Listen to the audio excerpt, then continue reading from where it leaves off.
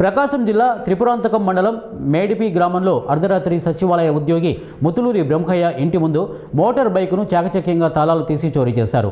ఇంటి ముందు పక్కనే ఉన్న బైకును శతవిధాలా ప్రయత్నించి బైక్ తాళం ఓపెన్ కాకపోవడంతో పక్కనే ఉన్న బ్రహ్మయ్య బైకును తాళం తీసి దొంగ తీసుకెళ్లాడు.